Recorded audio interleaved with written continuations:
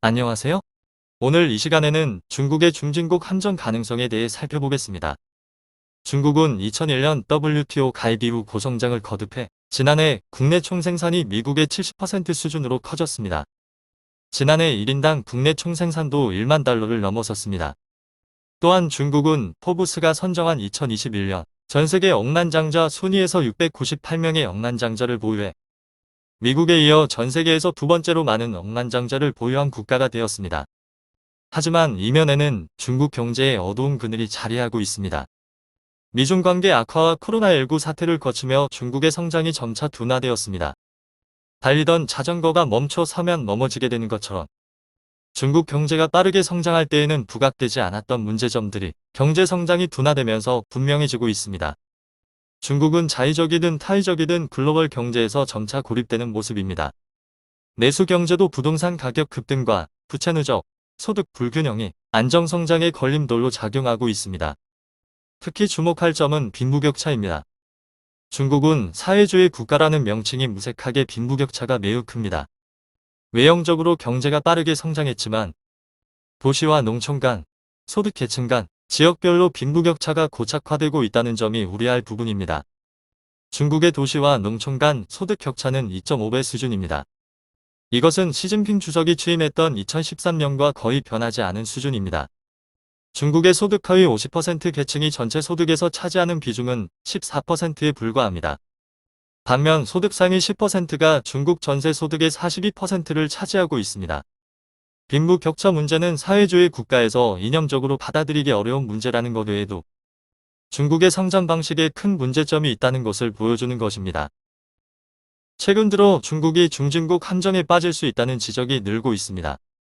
중진국 함정이란 일정 수준 경제 발전을 이룩한 나라가 그 이상을 넘어서지 못하고 중진국 수준에 고착화되는 것을 말합니다. 많은 나라들이 중진국 함정에 빠지는 이유는 경제가 발전하면서 임금도 상승해 저부가가치 산업의 경쟁력이 약화되고 고부가가치 산업은 기술력 부족으로 선진국을 따라잡지 못하기 때문입니다. 중국이 중진국 함정에 빠지지 않기 위해서는 경제의 허리를 든든히 받들 수 있는 중산층 육성과 고부가가치 산업의 생산성을 끌어올리는 데 필요한 인적자본 육성이 중요합니다. 하지만 중국은 중산층 육성과 인적자본 육성에 있어 모두 커다란 문제점을 안고 있습니다. 먼저 취약한 중산층에 대해 살펴보겠습니다. 중산층이 많아지면 소득계층별 인구 그래프는 중간이 볼록한 항아리형 구조가 됩니다. 빈부 격차가 큰 미국의 경우도 소득별 인구 차트는 항아리형에 가깝습니다. 하지만 중국은 전형적인 피라미드 형태입니다. 중국 통계국이 발표한 2019년 소득 구간별 인구 구성을 보면 가구 구성원당 월 소득이 20만원에도 못 미치는 인구가 6억 명으로 전체 인구의 42.9%를 차지하고 있습니다. 1인당 GDP가 1만 달러를 넘은 나라에서 인구 절반의 월 평균 소득이 20만원에도 못 미치고 있는 것이 중국의 현실입니다. 이런 상황에서 내수 경제의 성장에는 한계가 있겠지요. 이번에는 중국의 인적자본 육성 현황에 대해 살펴보겠습니다. 상하이와 다른 도시에 있는 중등학교 학생들의 학업 성취도는 세계 대부분의 학생들을 능가합니다. 중국의 대학은 현재 매년 800만 명 이상의 졸업생을 배출하고 있으며 그중 절반 이상이 과학, 기술, 공학 및 수학 학위를 보유하고 있습니다. 하지만 농촌 지역의 상황은 완전히 다릅니다.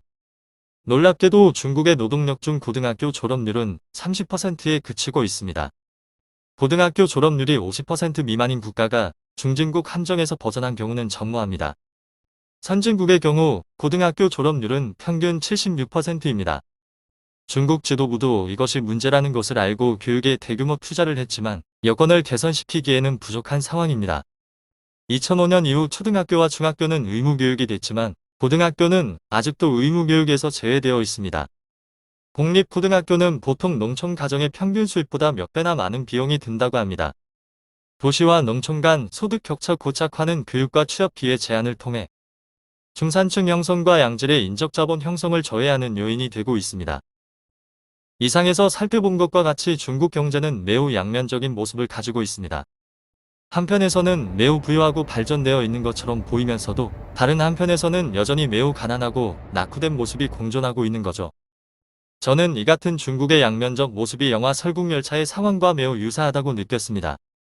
열차 앞칸으로 갈수록 풍요롭지만 뒷칸은 소외된 사람들로 가득하죠. 그럼 중국이라는 설국열차는 지금 모습대로 앞으로도 계속 달릴까요? 아니면 모든 객차가 함께 부유해질까요? 그것도 아니면 열차가 갑자기 멈춰서게 될까요? 이 같은 상황을 누구보다 잘 알고 있는 것이 중국 정부일 것입니다. 최근 들어 언급되고 있는 공동부유로는 성장 위주의 경제 모델이 한계에 다다랐고 소득 재분배를 통해 경제 체질을 바꿔야 한다는 인식을 반영한 것이라고 생각됩니다.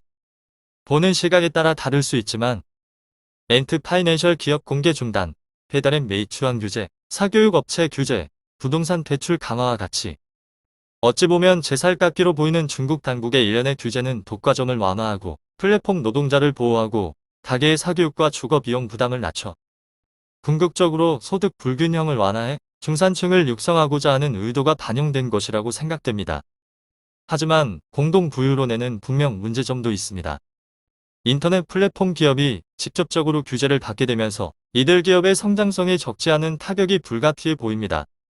또한 스타트업을 꿈꾸는 많은 젊은이들의 도전정신, 창업자 정신에도 좋지 않은 영향을 미칠 것으로 생각됩니다. 두 번째는 특정 기업에 대한 규제를 넘어서 인터넷 게임과 연예 등 팬클럽 문화로까지 규제가 확산되고 있다는 점입니다. 연예인 숭배가 도를 넘었고 사치를 척결한다는 것이 명분이지만 문화를 그 자체로 인정하기보다는 문화는 공익을 위해 봉사해야 한다는 도구적 측면이 강조되면서 은연중에 중화민족주의, 남성중심주의, 사회주의 이념의 코드를 맞추도록 압박하는 형국입니다. 최근 진행되고 있는 중국의 공동부유 정책이 놓치고 있는 것은 사회가 발달할수록 개개인의 다양한 의견과 창의성이 중요해진다는 점이라고 생각됩니다. 주식의 경우도 유형자산 외에 눈으로 보고 만질 수 없는 무형자산의 가치가 더욱 커지고 있는 것과 마찬가지입니다. 공동부유 정책이 당위성 측면에서는 올바르더라도 일방적인 진행은 의도하지 않은 부작용을 불러올 수 있습니다. 감사합니다.